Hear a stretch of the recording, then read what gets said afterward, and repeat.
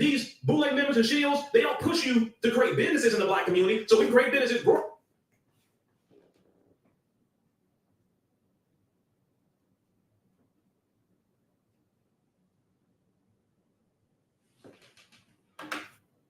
gonna leave it there. So, how's it going? We are live. I'm trying to see if this video angle is a good one. And we are live on Fisticuffs. Welcome to Fisticuffs. My name is Noel. And trying to keep it real here. All right, we're going to take a look at Bill Bellamy. Response to the Cat Williams interview. How should we set this up? All right, we're going to go with that. Take a look. Since we referenced Cat Williams, yes. Obviously by now I think just about everybody has seen that epic interview. Oh, I love it has had such a major impact on the comedy scene. Everybody loves it. Yes. Have you talked to him about it? No, but I love Cat Williams because I like when he sits on the edge. No, I haven't had anything to drink but cognac. You sound just like him too. You sound just and like the more he drank, he has what I love about Cat. He must be a savant with numbers because he remembers every detail. Yeah. If you took his pencil in third grade, it was 6:33 in the morning. You took my number 3 pencil, and I want it back. And he ain't gonna let it go either. He ain't never gonna let it go. I love him So I got to talk about this because you recently posted a personal, unrelated story Getting about Cat bold. Williams. For those of you who didn't see it, take a listen. Okay. Let me tell you what I love about Cat Williams. Okay, first and foremost, he's probably one of the smartest dudes you can't imagine it because you get caught up in the comedy and going to jail and all this different stuff. But like if you had the conversation that I've had with him over the years, he's actually really, really intelligent. I think in that interview with Shannon Sharpe, I don't think anybody would deny that he is very intelligent. He knows his stuff. You can pick up on it. And you know what? So people argue about this now, about whether everything that he said was truthful or whatnot. One thing I think it's important to reference is that all the people he was talking about, none of them really called him a liar. Nobody said nothing. They never called him a liar. Don't the truth make you quiet? I'm just saying, that was just an observation. The part that made me laugh, but I just wish he didn't say it. He was like, I wanted to punch him in his stomach. You don't punch Sid in his stomach. That's going to hurt. That's not nice. And I've never heard anyone say anything about Cedric Entertainer. Like for me, like all these guys are my friends, right? So like I've never heard anybody say anything because Ced is just so lovable. He's like a koala bear with feet, you know what I'm saying? But he Ced was like, oh, well, hey, man, wait, good morning to everybody. Like, he didn't have nothing to say.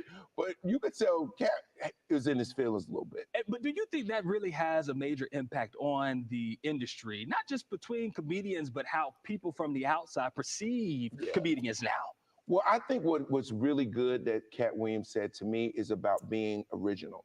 You know, having your own ideas, your own jokes and stuff like that, because that's what we do. We all write jokes, you know, and you might write a really good joke over here, and I gotta write a joke over here. Like, I don't want to take anything from you. Let your creativity speak for itself and let mine. But in comedy, sometimes people do, like, they admire you so much that they they start saying it. Yeah. They don't even know they saying your stuff. Yeah. You know what I mean? They don't even know they're acting like you, that kind of stuff. It just comes out. Yeah. So space.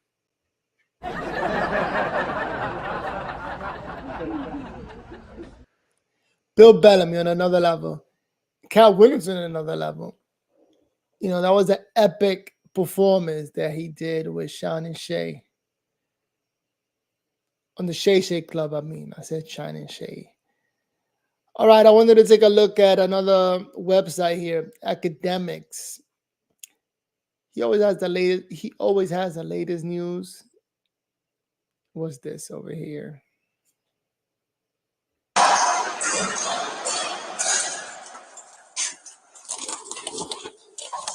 No. Shout out to 6ix9ine, the man Man bought a Lamborghini for his girlfriend.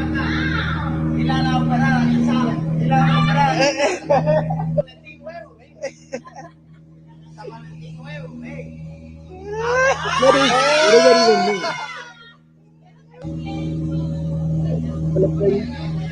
She'll get operated. So she's in her operation gown. How much money does 6ix9ine really have? That's a $300,000 car he's giving us a gift in the Dominican Republic, which is equivalent to like 50 million Dominican pesos.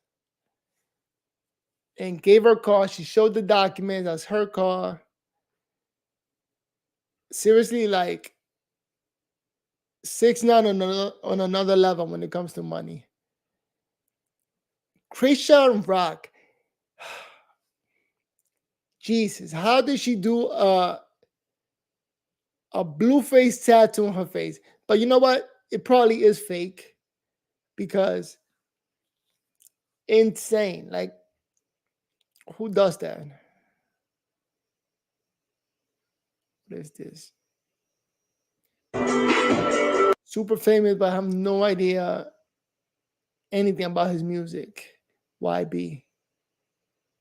How's Kodak Black doing? That's how we deal with Miami right there.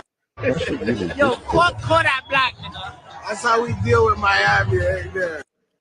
Shout out to Kodak Black. Look at this. Take that. You the type of nigga tell a nigga I didn't say that. I didn't say that. Niggas want to play, but I don't play that. We could crash out tonight in a Maybach. I wonder if it's real. If it's real, that young lady has mental health issues.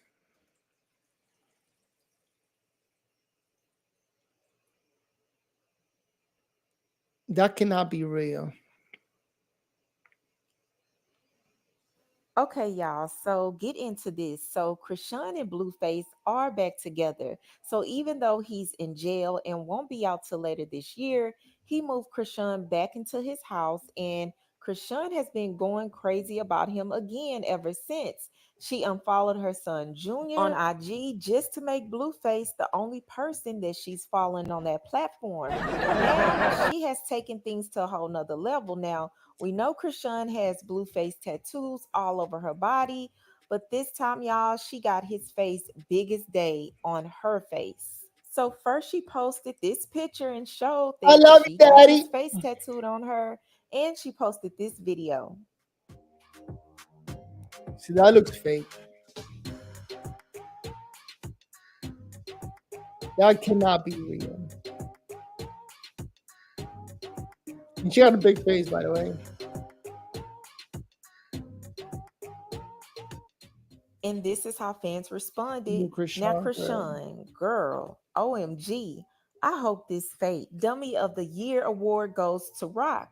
B, he don't got your name not once. You're not an effing Pisces. Zodiac card revoked. You ruined your face, girl. But y'all let me know what y'all think about this. Number one, do you think the tattoo is real? And number two, if it is real, what do y'all have to say about it? Y'all, I'm always at a loss for words when it comes to Krishan. She never ceases to amaze me. But I do want to know what you guys feel about all of this, so leave your comments below. Don't forget to subscribe, and I'll talk to you later.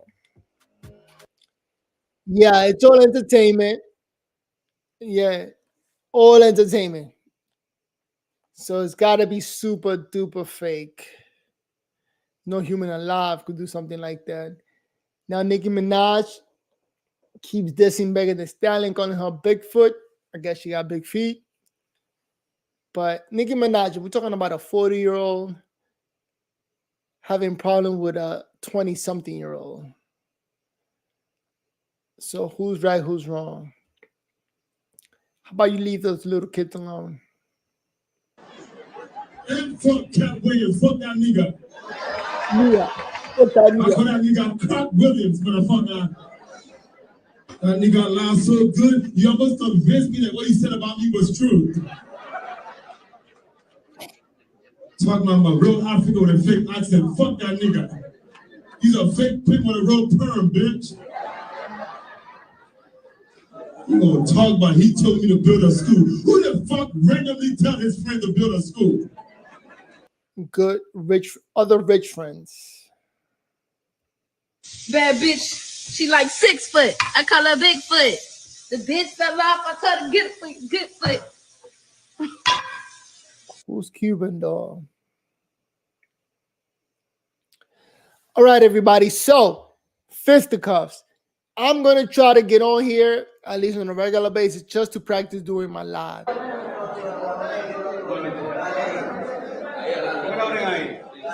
6ix9ine, free from jail. The man knows how to garner attention. It's all about getting views, and he knows how to get views. Look at him coming out of jail. His hair must be messed up.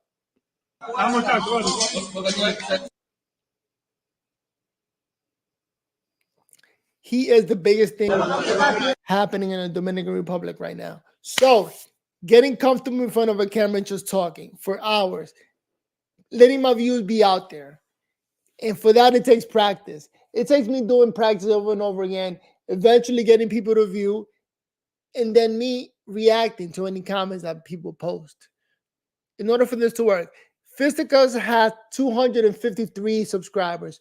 2 of them left, which is the original Fisticuff, Jay Smith, and I don't know who else left. Somebody else left because it was 255. After doing this live, you probably more people are going to leave, or hopefully more people will sign up because it's supposed to be like a boxing channel.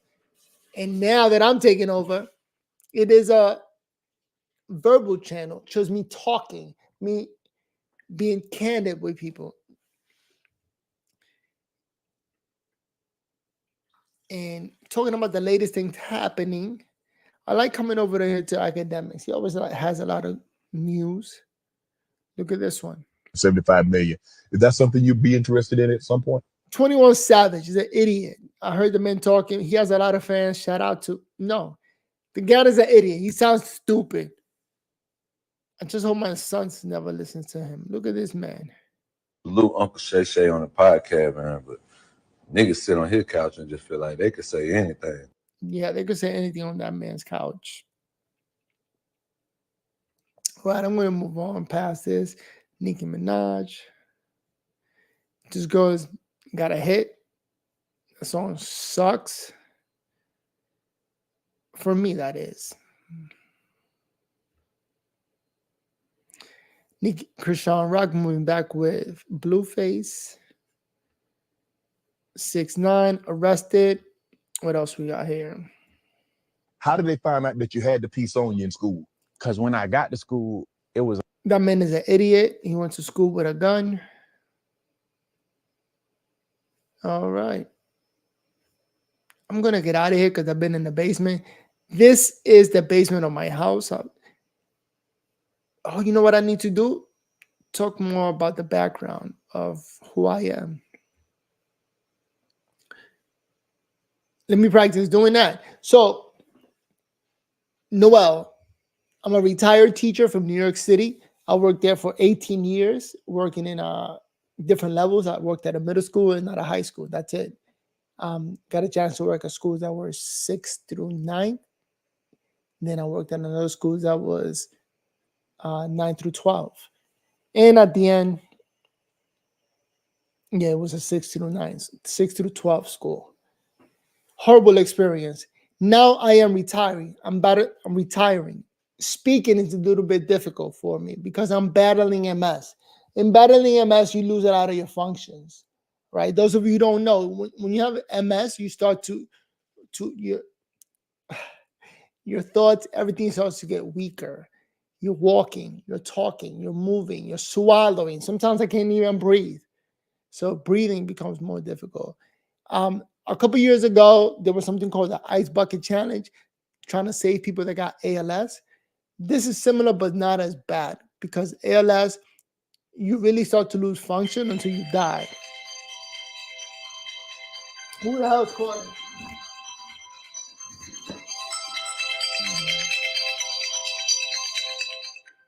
Birmingham, Alabama, whatever. So again, ALS, you start to lose function until you die. So there's like a horrible condition. But MS is just as horrible. You start to lose function, but it's not like it's something that drives you to death. You just got to be careful when you walk because you could fall and really hurt yourself. Or you could have problems swallowing. I once almost choked. I was driving one time and I went to drink some water and I wasn't able to. Man, my wife is calling me. And I got married. ¿Qué pasó? Haciendo video. Estoy en vivo. ¿Qué pasó? Estoy en vivo. No, yo no voy a hablar porque si tú estás en vivo. Saludo a mi esposa. La jefa trabajando. Esta casa no se puede mover si no hay alguien trabajando, entrando dinero. Pero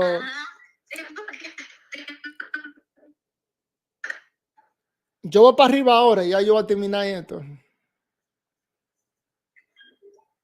Tú no puedes poner el mío porque yo quiero hablar algo contigo.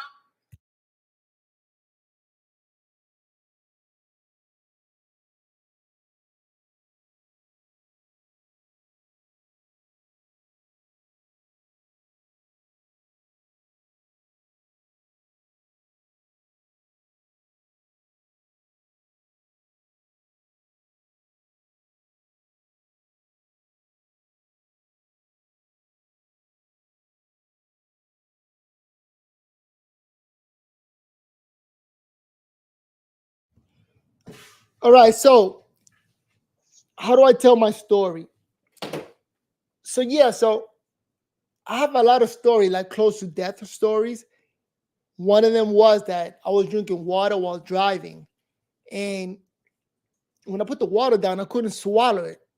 So it was funny because I was at a red light in New York, in the Bronx. And my first thought was, okay, I need to get out of the way so the traffic can go by me because I'm about to die. You know, look at stupid me thinking. And then I put to the buzzer light and I started driving to the side, just couldn't breathe. Eventually, I was able to breathe, but I was just on the side of the road waiting, like, hopefully the cops will pick me up. But I'm a horrible storyteller, but that was one of the near-death experience.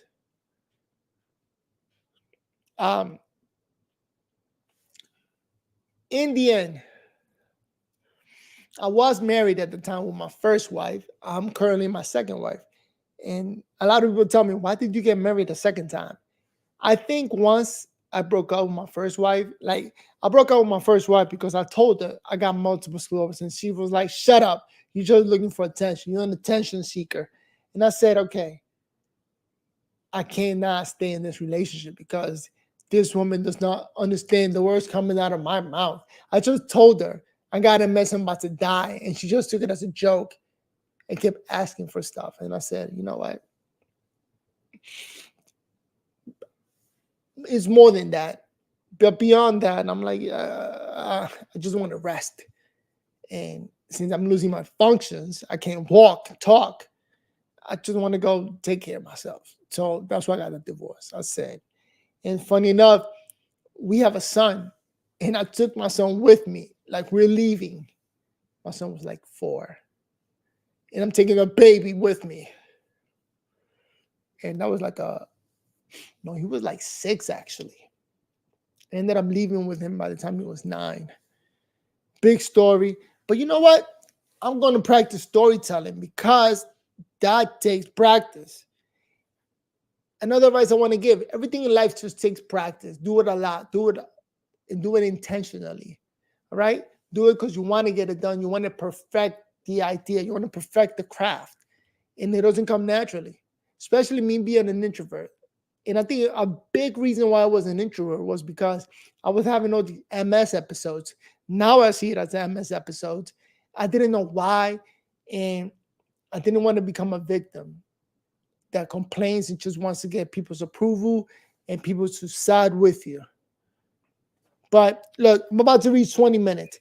You know what I'm going to do every day? I'm going to go into storytelling mode. Every day, come on here, fisticuff, tell you guys a nice short story of what happened and keep it moving. Peace. I'm going to get out of here.